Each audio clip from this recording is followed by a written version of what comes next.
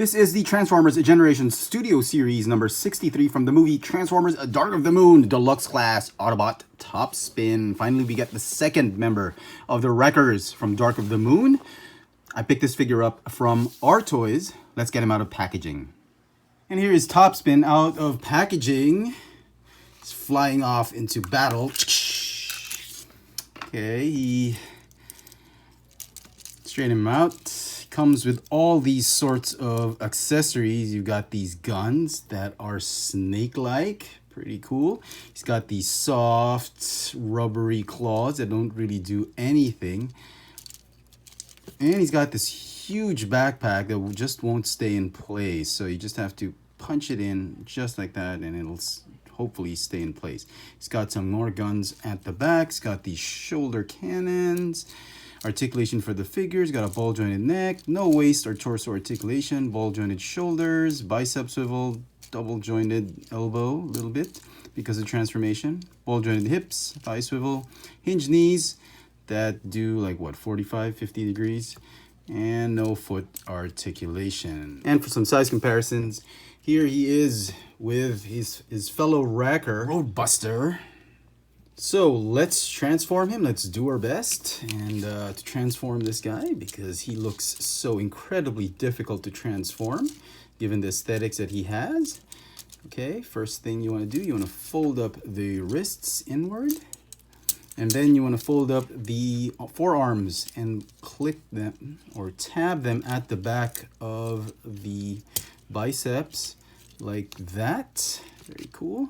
Do this, and then what you want to do is you want to untap, not really untap, but just remove this back panel right here. It's sort of squished in between these shoulders, okay? And the shoulders are gonna close in on the neck just like that, and then the arms gonna fold in like this, and then this whole assembly right here is going to swivel like that, and then you're gonna sort of fit this back piece of the car, squeeze it in like that. You know how Hasbro does it to just make some amazing transformation. I mean, the engineering on this thing is, wow, unbelievable. Okay, then what you want to do are the feet. Just fold out the wheels like that. And yeah, you know, that's part of it. Hasbro's really done that on purpose. It's so easy to remove so you don't break anything. And then you fold the feet like this, untab the heel spur onto the back of the foot, fold down this, and here's probably the easiest part of the transformation. And what you want to do is the instructions tell you to join these two pieces right here and then sort of find a way to squeeze this entire windshield down on those tabs right there. Wow, that is just the easiest thing I've ever done, transforming any robot into the car mode, into any car mode. So easy peasy, right? Then what you want to do is you want to fold it right here, fold these things here, and then fold these right here. And Hasbro has gifted us with two amazing Pegs of Doom. And come on, right? Two is better than one, right? It's just a tad bit difficult, but if you just put a little bit of elbow grease in it, you can peg that in. Well, it might take time, but it should be able to peg in like that. Very easy. Even this one, same thing. If it was easy here, it should be much easier here. Right, there you go. Okay. And then the side doors are going to tab onto the thighs. Just like that. All right. Okay, and it should stay in place. Very nice. That is the car. And it's armed to the teeth, but you can still put some accessories, but the claws are going to stay right here. And the extra guns, I mean, they're going to make this car look even prettier, even more fierce looking if you put them right here, because it feels like there's some snakes like running through the side. Look at that. Look how awesome this thing is. And you can clearly feel the ground scraping as the wheels are not big enough to clear that entire body, but that's okay. That's part of an awesome transformer. You can hear that scraping sound, right? So very, very cool. Lots of interesting details right here. Some nice silver paint, blue plastic, and this just really plain gray weapons. It really makes you feel that this car is just going to it's just going to beat up some Decepticons, right? It's just so awesome looking. Pretty cool.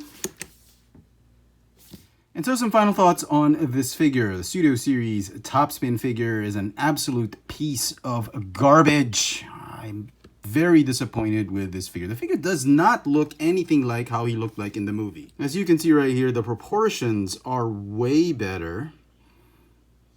And it's just so much prettier in the movie. I don't understand how they could have missed that, not to done a more accurate looking one when they've done a perfectly wonderful Roadbuster figure right here, and then they come up with something like this.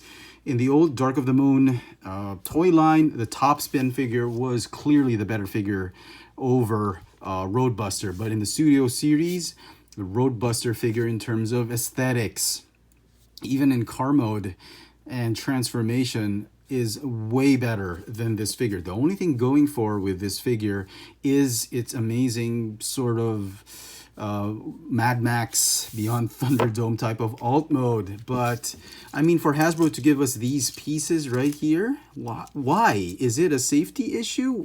This really turned me off. When I first opened the package, I saw this, and to me, it went downhill from there. I mean, come on, really? Because they used some gray plastic here in the pipes, they figured, oh, let's save some money. Why do we need to remold hard, firm plastic? Let's just repurpose some of that plastic and turn it into these. I mean, did they realize that this is going to be bendy? And seriously? I mean, this was just laziness to the highest level. And I don't think it's a safety issue, because look at, there are a lot more jagged edges over here that are made of hard plastic right here, and yet they turn these, the blunt edges, into soft pieces of plastic. Articulation for the figure is just, you know, is pretty lame. The only good thing about the articulation are the arms. Everything else is, I can't even get him in a good pose except in that monkey jumping pose. Yeah, like that. So yeah, transformation, as you've seen earlier, was absolutely horrific. It's worse than this figure's transformation. I honestly cannot recommend this figure.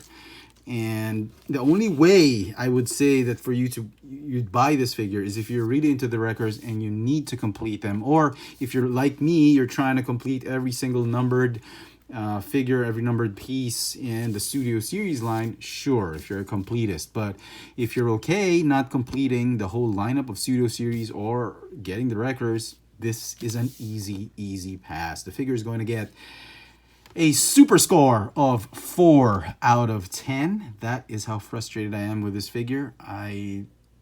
Oh my goodness. I hope Hasbro redeems themselves with the Cliff Jumper and that Soundwave figure from the Studio Series wave that he belongs in. Regardless of what a lot of people may think, I'm sure my opinion about this figure is yet another unpopular one. Let me know in the comment section what you think of the Studio Series Topspin. Do you agree with me? And most likely you'll probably disagree with me. Hit me up in the comment section, and as always, hit that notification bell so you never miss out on any of my latest video reviews. If it's your first time here, please subscribe. Thanks for watching. Thank you so much for staying till the very end of the video. It really helps us with all the algorithms and viewership and all that. Thank you so much. And as a treat, I wanted to show off both records in their battle mode or stealth mode. Back in the day, it was called stealth mode. Alt modes. And like I said, the only thing going for with this figure is his terrific alt mode, which is, even without the guns, I think it'll hold. I mean, it's pretty cool. You should be able to remove this and it should be fine. But you can see the disparity. Look how much nicer the Roadbuster alt mode is compared to this one. I mean, sure, they're trying to do it movie accurate, but the guns, they should have remolded this. It would have made a big difference. And listen to how Roadbuster rolls. Very smooth, very quiet. Listen to how Topspin rolls.